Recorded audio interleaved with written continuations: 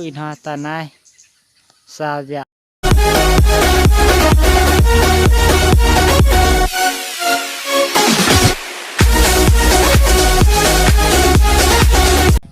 chịu tê đâu á nát tê buông núa mi mùa tỏi bữa mang ồ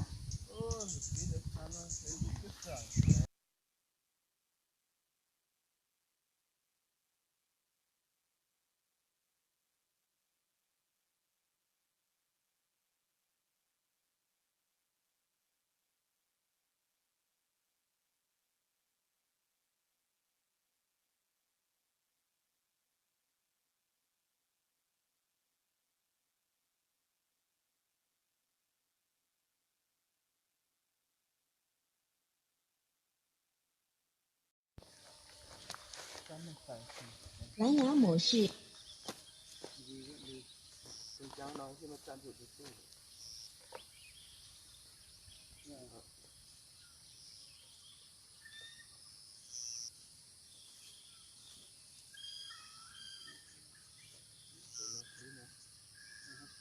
đây là tụi mama hay nó cho cọp đó là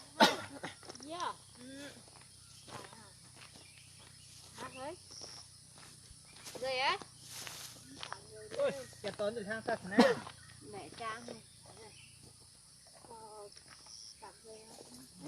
nào bây mà con tích nó cho ăn ha ăn chuột ha sao là nếm bình nha cho là hang nó mà hắn mà bị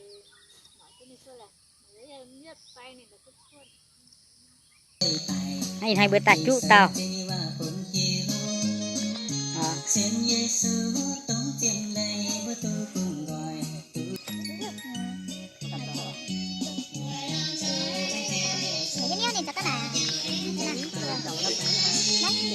nó là cho mấy này tính là nó đu là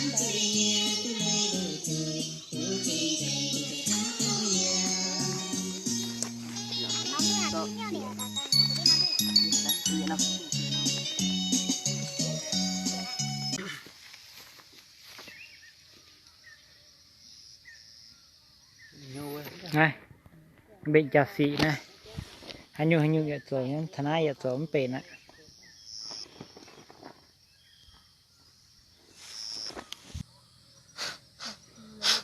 tôi lồng téo luôn à quay này 8 tuổi lá chỗ chung tăng này phát đây tôi mong cà phê mèo vậy hả nó con chung nó như con mèo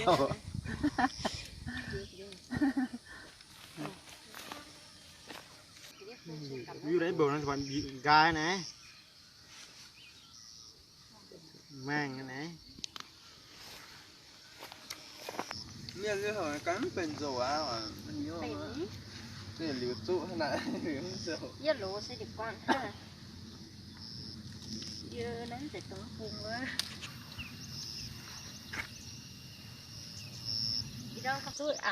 nãy ở lộn trang hộ nha ở mình một tỏi ạ anh mình thảo tòng lo hài vậy kiến tòng dễn rồi là hài vậy tụt tòng su lê hồ lô hài nãy cái ạ nha mình một tỏi ý hôn này phải tức nhặt tòng nó là cái lòng sân đưa không cảm gì cũng căng nhợt đó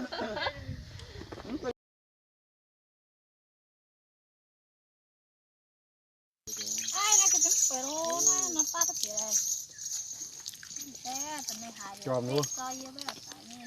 để bán chàng đánh chàng ha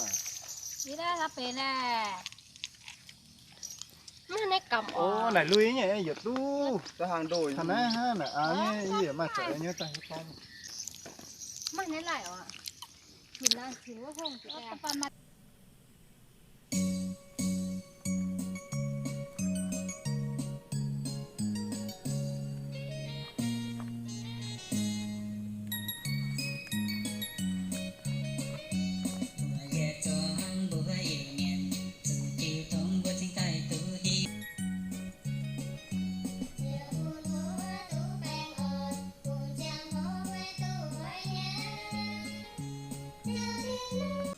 Bye.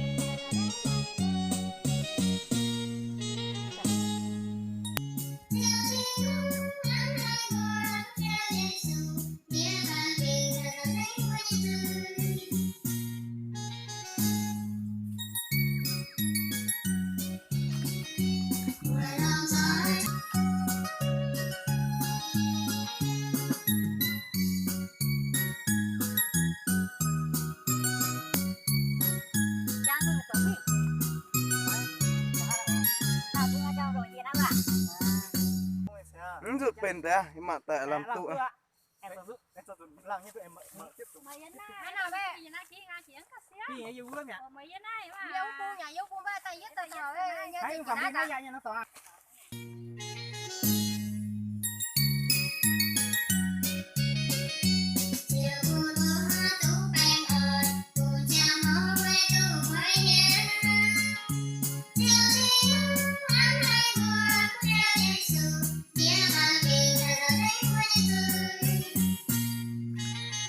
Mày nó cho cái cho ăn rồi cá. Ê, bé phía mày nó cho ăn gì chứ mẹ. Mẹ mà nó cho à?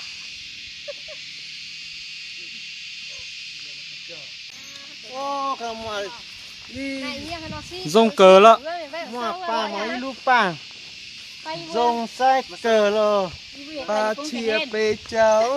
bê hông Ní chơi nhé vì bự hơn ní chứ. Dạ nhưng mà phản phun đây. Hắn nọ, hắn yêu đúng.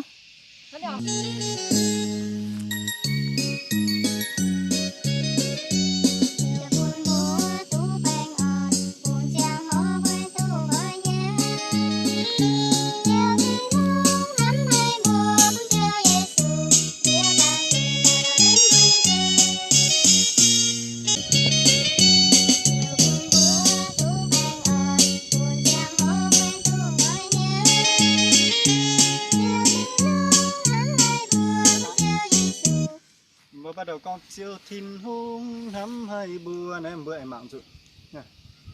nói tay tự động khu. mạng y rồi năm tổng đưa con Hi dạ ôm bữa.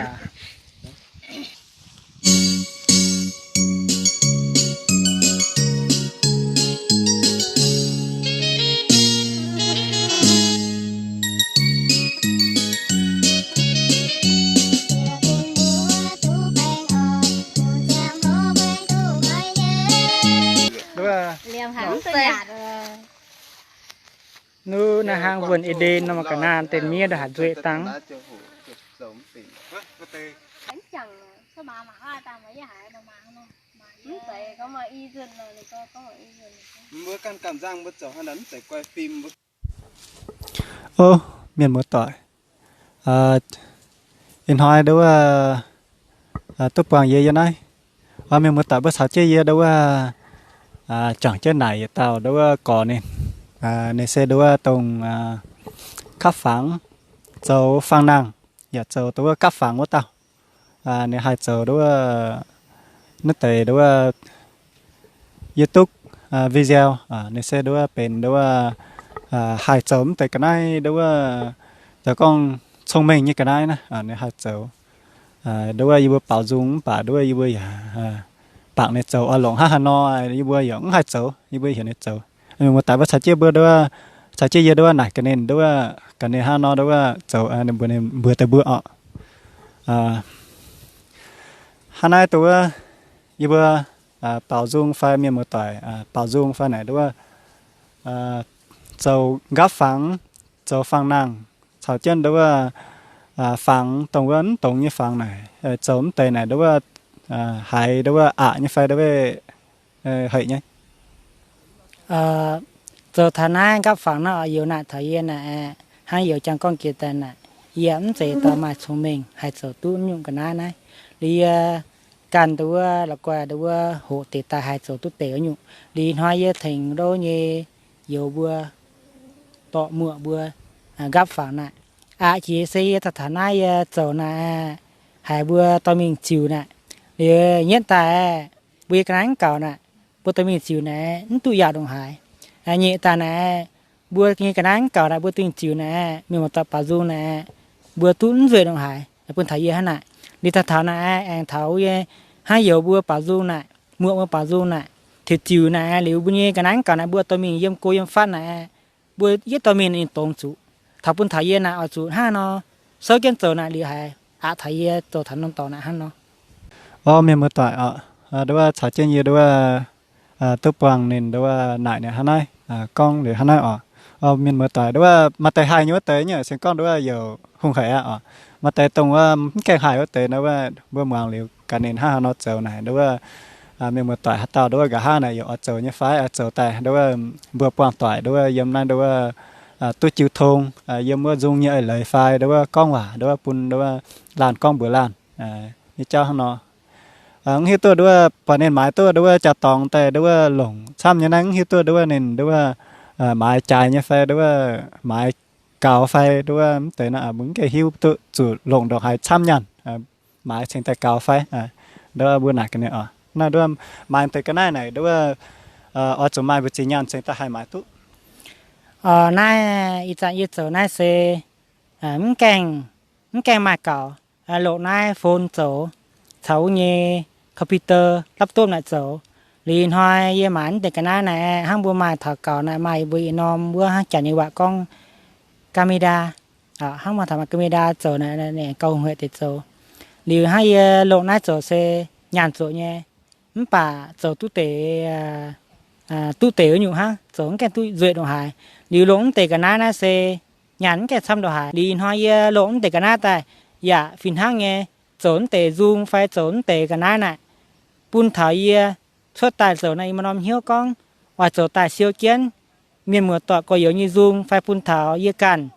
siêu chiến bún bùa hồ tài bùa hay tu lộng hay tu mỏng ở nhiều hang nói im nom hiếu chỗ hang này hang na để bún hang trang yếu mình thảo này lộng tề na chạy phải này con thảo này lộ na xén cái chạy đồ hài nó hang tiền hoi bùa sọ ở chỗ dạ như nó phải duệ như nó lộng thảo chạy con nó cái nó xe đó nhàn em chủ máy ví dụ xén cái cào đi hoa xe bùa sổ chế mình xe tôi mình một tọa xuất hiếu xuất dậy thành kiến chỗ nó gà hát tài nó bùa hai lộng tu tài hai chỗ bùa bùa làn bùa hạt tỏi yếm cô yếm phát nữa bùa hạt tỏi ở chỗ phải hạt tỏi ở lại thảo nó như mà hiếu như bùa thảo bùa nằm rồi xài kiến chỗ nằm rồi xài kiến thang hà nó lộng hay những cái này những ở thang tay mình một tọa mà tệ chỗ tôi tệ này hiếu nhỉ tôi ăn cái chỗ tệ phải ở chỗ tệ này giảm cái hiếu thì thang tay thang nó để tiền họ là mình một tọa quạt ỏi nó buôn phiền tài đi vậy bữa thảo bữa mình một tọa lại xỉn miền mưa tỏi đâu bữa mai đâu giờ tàu đâu còn nên đâu hiu tệ hang nó cháu đâu sẽ con miền mưa tỏi này đâu mà bữa mai đâu nhục chơi rồi tàu trông rồi cháu chân đâu bữa nhì ta con đâu chặt tiền giờ mai phải đâu ha nó này đâu bữa giờ đâu hà tàu ở châu đâuแต่ป้าแต่เซียวเลี้ยวเจ้าบุการไฟด้วยเบื่อด้วยต่างเขาเนี่ยด้วยเบื่อล้อเนี่ยแทงเบื่อเจ้าด้วยแต่อันเจนเลี้ยวเจ้าเบื่อนี่ด้วยหัดจานว่าหลงห้าเนาะเจ้าให้เบื่อกันด้วยปุ่งอยู่ตู้เนี่ยฮันนายด้วย